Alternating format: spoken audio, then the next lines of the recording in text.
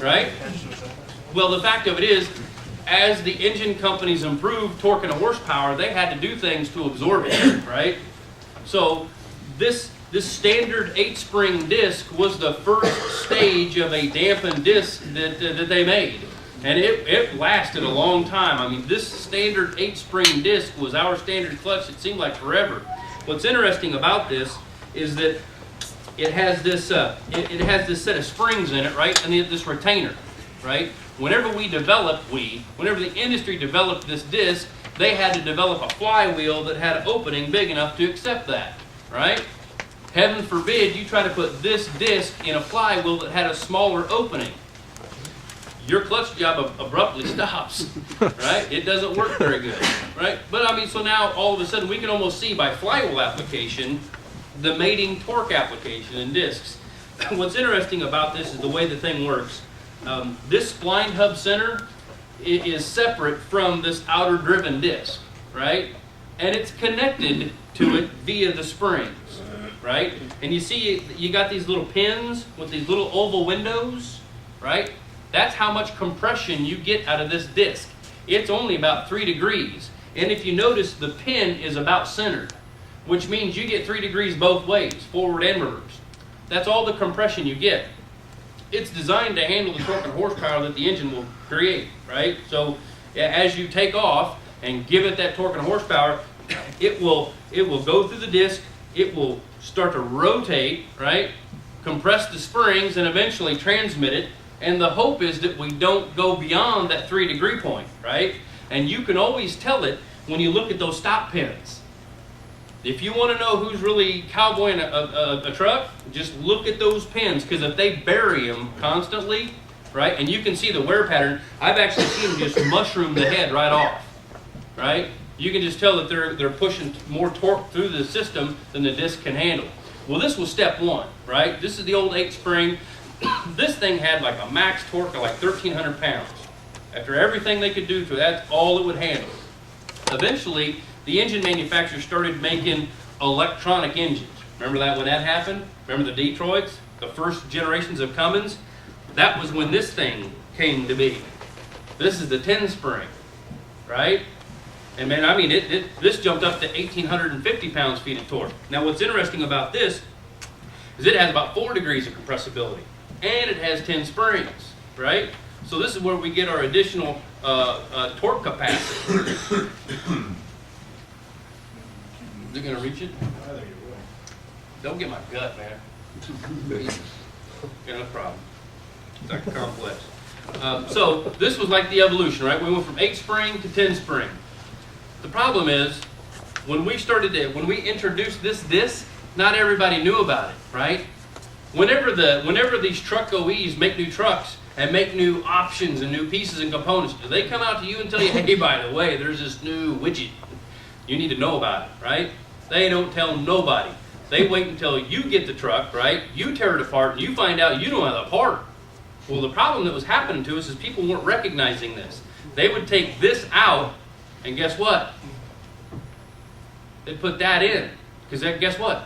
It'll fit, right? And if you drive it like your grandma, it'll probably last.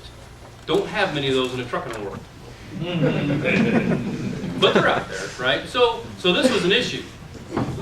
What's interesting is this didn't last that long. This 10-spring, which was known as the high torque clutch. When Eaton put this thing out, this was the baddest thing on the market, man.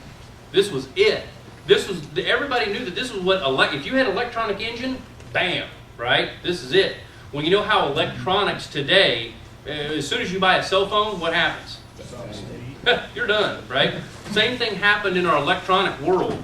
What was happening here was the progression of the electronic capability was going bananas. Basically, what we were able to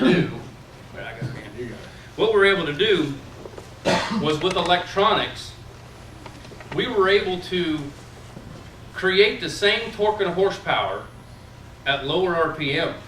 Remember when that happened? Remember when our whole shifting technique changed? Higher RPMs don't get you nothing but burn fuel. Might as well pull into another gear, right? I mean, that was an evolutionary change for drivers, right? We're used to racking up the RPMs. It was useless, right? almost had to re-educate ourselves as to how to operate these new electronic engines. Well, that's where this disc comes into play. Matter of fact, this has less torque capacity as this, right? This is the old one. This is 1850. The fact of it is, we didn't need all the torque and horsepower to do the job. We just were able to pull it at lower RPMs because we retimed and refueled the engines. It's very interesting. The first 7-spring, which if you look at this thing, this is what really jacked with people. 7 can't be better than 10, right? It just can't be. When you think about it, 7 versus, I want the 10, right? It's got to, right? But now you look at the construction, you can see clearly that there's a humongous difference between the 7 and the 10, right? Look at the amount of compressibility you get out of this disc. It'll actually compress 11 degrees compared to 4, right? And you can tell right there, right? It's visually obvious, right? I mean, people still didn't understand. They stuck with the 10-spring disc. Well, imagine what could happen with that torque and horsepower. What you do is you just transmit it further down the system. It goes to your back box synchronizer. It goes into your power divider, right? It goes into your drive line, right? It was designed to be absorbed right here, right? That's why they designed that thing. What's so interesting is today, and you know these new trucks today, they are creating peak torque just barely off of idle. It is incredible, and it's all electronics, right? We don't have to have ginormous big engines today. I mean, your average torque and horsepower is 1850 at 475 horse, right? Matter of fact, I bet some of them are still 1650. We don't need it, right?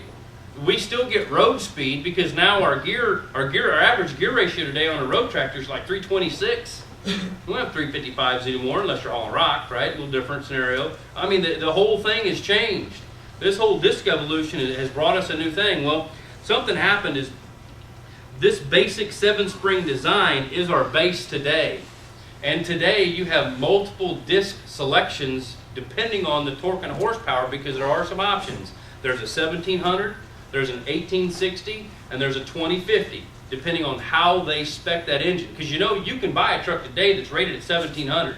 And if you want more, what do you do to fix it? That's it. You don't have to refuel it, right? You don't have to pump it. You don't have to get a bigger turbo. You have to pay Cummins for a program. It is, right? All you got to do is hook the laptop up, boom, guess what? Now you got 1850, right?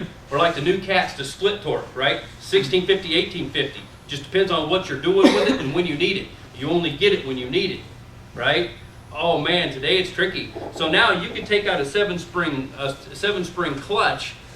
Now I got multiple options, right? And even today, we've actually upped the antes. We actually make our torque monster today, right guys? The torque monster. Rawr. Anyway. Go Tony. We were trying to make it, we were wanting to one-up Eaton, right? The biggest one they have is a 2050. You know there's people that will still tear that disc up today. I'm telling you, you know the fact. They will still tear that disc up today because you almost can't kill an engine today, right? It will lug straight through it, depending on how you take off. So if bigger is better, we now make a 2250, right? And there you go, Lee. The fact of it is today, you really got to know your torque and horsepower capacity on these new trucks. Because you take out a clutch, almost everything you work on today that's semi-late model, right, is going to have a 10-inch counterbore. It's going to look like a 7-spring disc. And now we, as partners, are going to have to figure out which clutch needs to go back in it to make sure that we cover you right. And or just go up to the big one, torque monster, right? Okay, so we have options. So that was my little engine evolution. That was a little 101. I wanted you guys to know about that, just to really look at the discs, to better understand why they look the way they do, built. Not only that, you can catch a driver, right? You can catch a guy that's given too much through that drivetrain, right? Because you can see driving habits, driving patterns. You can see two guys take off from an intersection, right? Loaded with steel with a flatbed. One guy takes off nice, slow, and easy. The cab doesn't move, hardly at all. The next guy, right? Oh man! And you know, today you'll hit 3 or 4 gears before you get through the intersection. Now, what's interesting about that today is these old discs. You only compressed them once when you first took off. Today's discs get 10 times more work.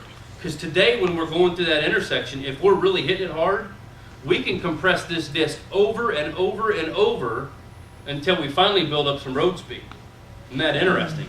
And you can tell it when they're doing it right, and that really has a lot to do with how long discs last today, how you operate the vehicle, how much torque and horsepower you're actually putting through the system. So some of those things, and really, I look at that spring hub center just to see what it went through in its life cycle, right? Because it'll tell you a little story.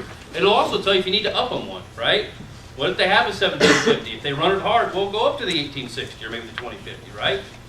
If they got an 1860, go up to the torque monster, right, Lee? You can still tear that up, though. Trust me. I wish you would fix everything, but it won't. If we got a disc so bad that you couldn't compress it, we would be shelling drive lines and input shafts and all kinds of things. So, I mean, really, it's irrelevant. You just need to have the right capacity. All right. Well, that was my little, that was my 101. That was my clutch evolution. I got Dan O'Dowd, which is going to go through some of this flyer material we have, because we've got a kind of a unique product. He's going to tell you about it. It's our Easy and Light. We're very proud about it. I'm going to tell you a little bit about it. This is Dan O'Dowd. So good. All right. Well, okay. This is part of the sales side of the world, but basically it's more of the technical stuff. One of the things that DC touched on, especially when you guys are installing clutches and you're going to, just before you bolt that clutch up to the transmission, the one thing he made mention of is the fact that you take the disc and you slide it on the input shaft. A lot of times, guys don't. They just assume that everything is good. They bolt the clutch up to the transmission, and then they go to stab the transmission into the clutch, only to hear a clunk. And then they back it off and they push it up again and hear another clunk. And then they go get their buddy. And then the next thing you go get's a come along.